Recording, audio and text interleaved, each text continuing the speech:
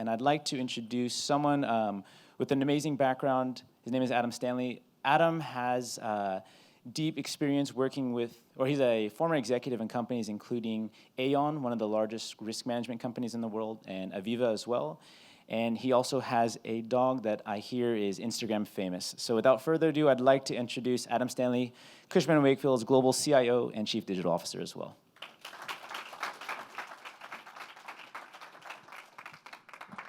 Thank you, sir. Thank you very much. Yes, she is. Actually, if my dog could speak, you'd probably enjoy her much more than me. Her name is Aaliyah. She has 6,000 followers on Instagram, and she's building. I think I have maybe 10% that many on Instagram. So thank you for welcoming me. It's really good to be here. I have a lot of the folks from my team here in the front, and they've promised to give me a sign if they fall asleep. That's the sign that I'm boring everyone. So that's my clue section there. A few things I want to talk about. So I will tell you a little bit about Cushman & Wakefield because if you're like my mom, you have no clue what we do or how big we are. And I want to talk about technology in general. And this is a captive audience. So all of you actually have the passion. You know technology. So I'm not going to go too much into the dream. I want to talk about construction and real estate tech and specifically where we are as an industry. And then I'll talk a little bit specifically around how Cushman & Wakefield views technology and the investments that we're making.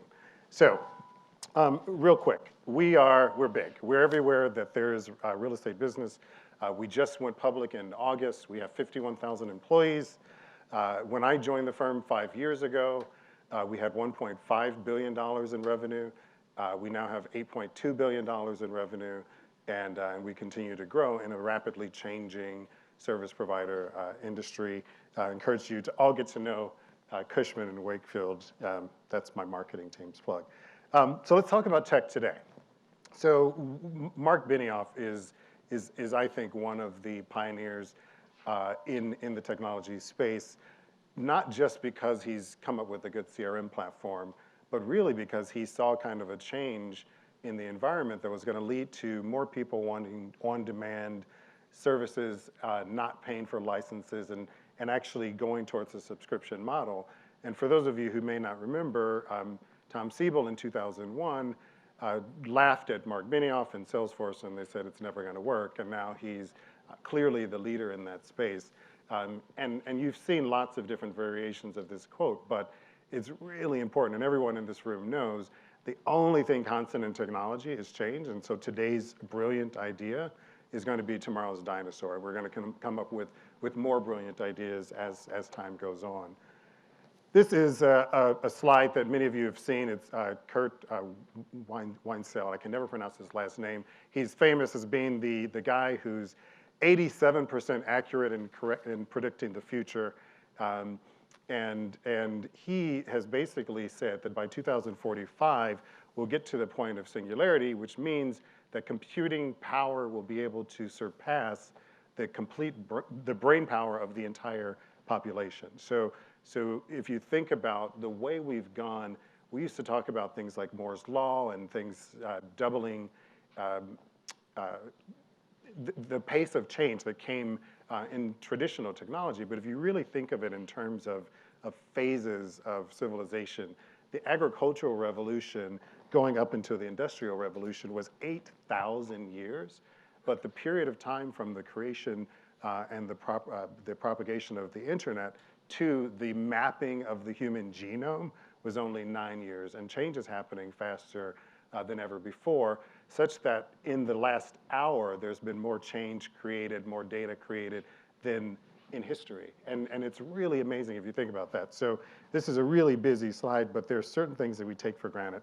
My favorite was the Apple II, which was in 1980 when I was 4. Kidding. Which was $1,298. And I remember when PCs were first coming out, these prices were ridiculous, but it was everyone wanted it. My first PC was a TRS-80, and if I remember correctly, it had like 386 processor. It could basically do like one calculation a minute or something like that, and it's amazing. So we've gone far, and we're going to keep going farther. Interesting stuff. So 3D printing. This on the left, it's a dime, and the 3D printed bone fragments of a middle ear transplant. So some doctors in South Africa were able to actually 3D print this technology that previously had taken weeks to manufacture by companies like Johnson & Johnson. They were able to do it in hours and days before surgery to do a middle ear transplant, one of the first middle ear transplants with 3D printed bone fragments. On the right is a 3D printed house that cost less than $4,000 and took 24 hours to print. So imagine just kind of how things are happening in 3D printing. Facial recognition. In certain markets in Asia, and I know we have a lot of our colleagues here from our Chinese partners, in certain markets you're seeing facial recognition that is able to take massive groups of people and identify amongst those groups individuals. And so you can see people who are kind of blacklisted or no-go. You can see VIPs, and you can use that information to change how you market. In Japan, you're actually seeing that in taxi cabs, where if you get into a taxi cab, you can actually have, based on your gender, based on your age, based on other recognition that they're able to figure out, targeted advertisements. Bookmark that coffee shop I will never go to because I can't imagine anything more nightmarish than actually going to have a nice cup of coffee and just being bombarded with advertisements. But it's happening, and it's fast changing, and facial recognition is a huge new technology. Drone delivery. So my team in Chicago knows that I probably get an Amazon package delivered to me once a day.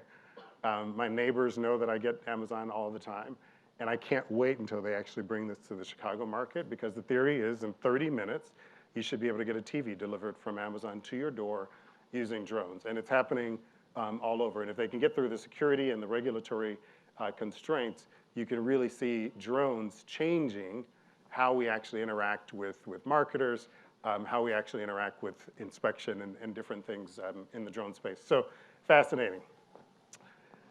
This one is one that actually is really hard to see. I see on the screen. Maybe it's better from back there. But the picture your partner has told you to make sure you remember your eggs and your milk on your way home. You completely had a crap day at work. You're frustrated. You're taking the train home. And the last thing you want to do is actually go to a grocery store. So in certain markets, this is in South Korea, the train station actually has a very virtual, very dynamic picture of products. You can actually shop as if you're in a grocery store, pick the items that you want. By the time you're home, they're actually delivered to you. So real-time gratification and fulfillment of those needs with a more virtual and dynamic experience beyond what you would get with a traditional cell phone. So real estate. It's interesting because, of course, we talk about all these technologies, but what are the things that are common across everyone that spoke today, from Stanley Black & Decker to Wesco? We keep saying we are basically way, way, way behind.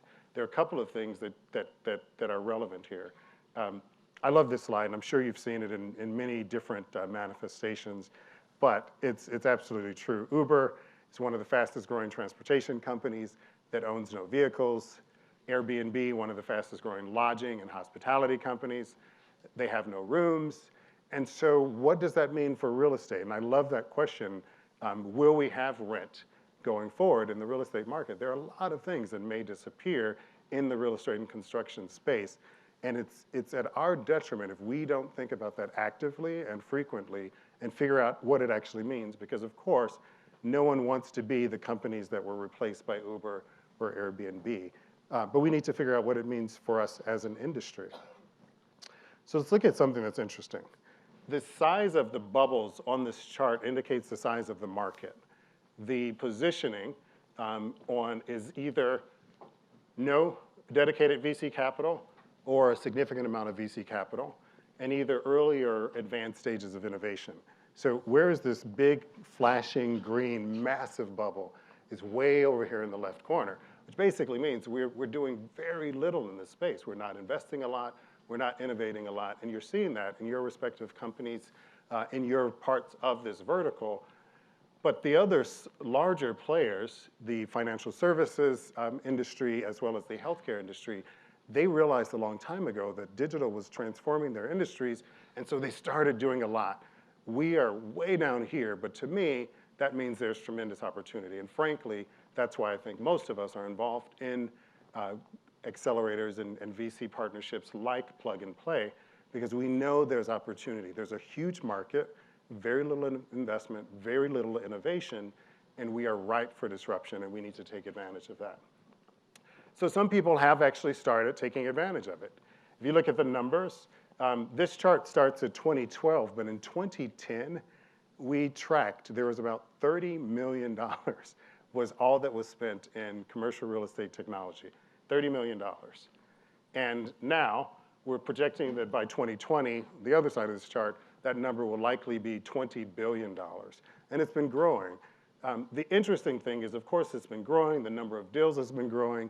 The amount of capital entering the industry has been growing. But it's still just a teeny fragment of the $15 trillion commercial real estate industry. So there's a tremendous amount of opportunity out there. But you can't believe the hype. And one of the biggest challenges, if you're going from that large bubble, lower left side, and you're trying to work your way up the evolutionary and capital scale, you're presented with all of these things. And every day you have hundreds and hundreds of startups, including the brilliant ones that are going to do pitches today. But you also have a lot of hype. And one of the things that we as an industry need to work on is how do we see through the hype? And how do we understand what are those things that are really coming that are going to drive value in the very near term? And then one of those things that may be inflated expectations. Digital twins is one that we talk about a lot. It's almost a joke in some meetings, to be totally honest, because I hear so many of my colleagues use the term digital twins and in front of clients, and I'm tempted to say, so explain exactly what you mean by that. The reality is they don't really understand. But there's a lot of good things out there. And so in the commercial real estate space, autonomous workplace bots, we're experimenting with robots in lots of places like airports.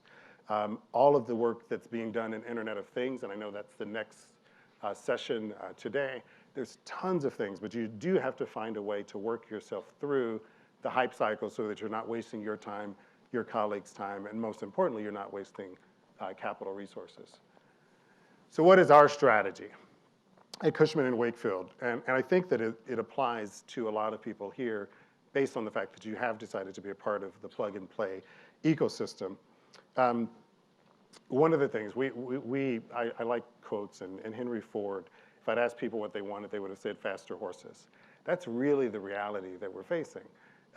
There were people working at Kodak in 2006 that knew something was changing, that knew digital photography was changing their business, that knew they were at risk. There were people working at Blockbuster in 2008 that knew they were at danger of losing out to these random startups that were delivering these red envelopes. There were people at the U.S. steel mills in the 1940s and 50s who were like, what the hell are these little mini steel mills doing with their low quality steel? But somehow all of these people didn't catch what was actually coming in their industries. And it was largely because they were asking people what they wanted, and those people were saying they wanted faster horses. The reality is they didn't want faster horses. They wanted a different way of getting to their destination. Netflix customers didn't really want DVDs delivered in red envelopes. They wanted access to content. They wanted dynamic content. They wanted people to predict what they're interested in. And so we have to get better at understanding what the actual demand is and how do we meet that demand. So we focus very definitively. We actually share with investors this journey, and we try to say that technology used for anything other than your clients and your people is a waste of money. If you're constantly focused on what you can do to make things better for your clients, your colleagues, all of the customers out there, then you'll always be on the cutting edge of demand, and you'll ask more questions, and you'll focus. We simply focus on enterprise technologies. We're cloud first, mobile first, and we try to get really good at the basics. We focus extensively on partnering in the client technology space, and then we're religious about how we handle our emerging technologies and understanding the hype and the opportunities there. And that's really what I want to talk a lot about today.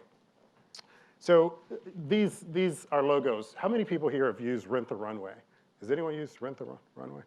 Okay. I think it's a fascinating concept that you can see someone wear something at the Oscars on Sunday, and then the next week you can kind of rent a similar dress or a similar suit or something like that. Spotify for music, HomeJoy, all of these things are things that didn't exist 15 years ago when we wouldn't have even imagined just the concept of sharing. But technology, if it's changing at the pace that it's changing today, anyone who's not sharing is guaranteed wasting money. So our philosophy is in an environment where all of the consumers are sharing, there's gig economies everywhere. We know that we don't want, as a company, to invest millions and millions of dollars in our own internal solutions when there's so many players out there and there's so many opportunities that we can have to drive value more rapidly and with less of our individual capital.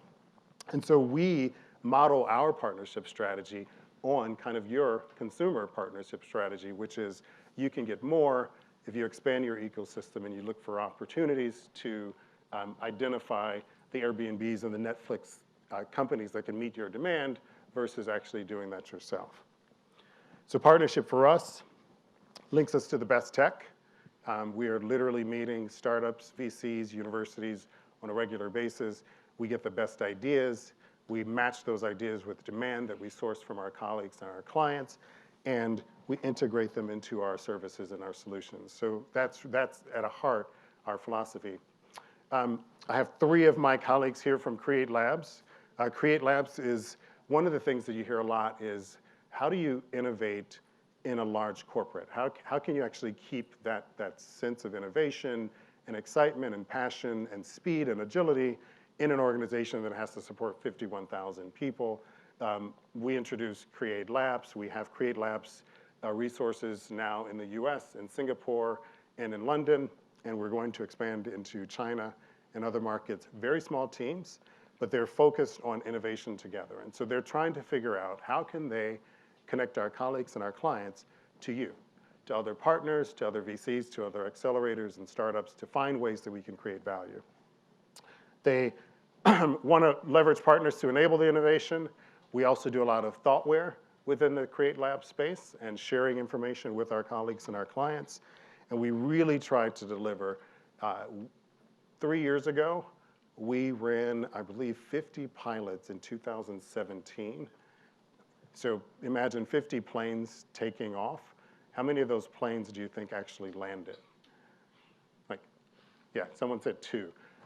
1. And what we realized is we took a step back and we said we were falling into the trap that so many technology players fall into, which is chasing the shiny red balls. So every new technology that came, we wanted to test it. Now we actually have a process in place where we leverage our partnerships, we find the technologies, but we build very specific hypotheses-driven pilots. And we say if we don't have the right business ownership, if we don't have the right client need identified, if we don't have the right people at the table with us, then we're not going to do anything with the pilot. So our pilots, we're doing fewer pilots, but a lot more of them are successful, and that's largely the result of the work of the folks here with me today and others within the firm. Partnerships matter a lot, and so again, everyone in here is part of the Plug and Play ecosystem, which is a really important partner for us. We also use CB Insights religiously. How many people in here are CB Insights folks? So it's our Bible. If you can imagine the number of startups that reach out to me on a regular basis, one of the very first things that we do is we actually look and see who's funded them, who's working for them, what other companies have they started, what's their Mosaic score, and how do we actually vet them before we have a conversation. Plug and Play serves a very similar point. So we are able to get access to so many amazing new ideas, new companies through Plug and Play, but we also have relationships with Stanford, which is obviously down the street. We have an amazing relationship with 1871, the incubator in Chicago. Fifth Wall and Metaprop, 2 of the prop tech funds we are invested in, and other partners. And all of this is to give us access to ideas. And wow, that light is really, really hot, just so you know. Um, so it gives us access to ideas, and it gives us access to startups that we wouldn't otherwise explore. So partnership for us is really important. So some of the things that we've been able to do with the partnerships in RPA, Ian Bogus is here with us from our London practice. We have been able to, with a lot of preparation and thought, but actually a relatively little amount of implementation time, save one of our businesses in the EMEA space $1 million this year. If you really think about it, RPA is one of those things that with limited capital outlay can generate a huge return on your investment. We've partnered with Blue Prism, UiPath, Automation Anywhere. We use Cognizant as a partner for some of our development. A fascinating space, and I think that if there's one area that's going to be the most transformative for our industry and our company this year, it's probably going to be RPA. But we also partnered in things that we can use to make things more interactive and visual for our clients. Prism is a tool that we just rolled out. It's 3D GIS mapping tool that we use to have more dynamic and more interesting conversations with our clients, where you're able to look at a location. You can drill down into building level information, very dynamic visualization of site selection, overlaid with data like transportation, demographics, education, and other things that help you as a client make a better decision on your site selection. We also have partnered with SaltMine. One of our colleagues here, formerly from SaltMine, actually introduced us last year, and this is a testament to the way partnerships work. We now use SaltMine. We have colleagues that can now go and have a conversation with a client. They can survey, ask a few questions about the way the space is used and some of the demands and the number of people, and they can work with designers to really quickly proto-fit a layout, so you can actually visualize what your space might look like. And instead of a situation where you have to take weeks to do a design, you can actually take hours to do a design, and you can be a more dynamic design. So it's something that's really important. And it's something that if we had taken the capital and the time to invest to build it in-house, probably would have taken years. With the partnership with SaltMine, it was more of a several weeks to pilot and then a few months to actually start to roll it out. So what's next? I love when I see someone else use the what's next on their slide, because it's actually our marketing logo. What's next in the industry is literally whatever the folks in this room can imagine. My favorite movie from years ago was Minority Report. How many people saw Minority Report with Tom Cruise? It's kind of before he went crazy. So it was a fascinating movie, and it was terrifying and fascinating at the same time. Theory was, what if you could take all of the available data that's out there and you can predict crime happening before it actually happened? What if you can actually, so in essence, you arrest the person before they actually commit the crime? So picture this in the real estate space. What if you were able to take all of the available data for that $15 trillion real estate community, digitize it, and make better decisions on what, for most companies, is your single largest asset?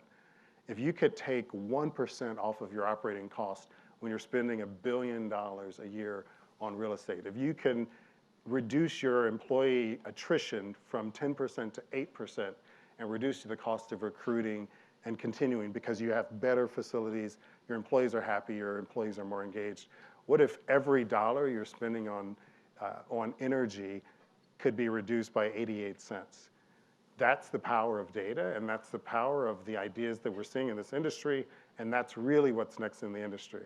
So I think that within the next 5 years, what Tom Cruise and the Minority Report envisioned is absolutely going to be reality. The data is there. It's rapidly growing. We're getting better at using it, and I think that that's going to continue. And with the startups in this room and the startups that are coming behind them, and the guy that's sitting in a garage today with a new idea that they hadn't had before, I think this industry is poised to go really quickly from the bottom left to the top right. And I'm excited to be a part of that. So thank you for having us, and looking forward to hearing from the startups.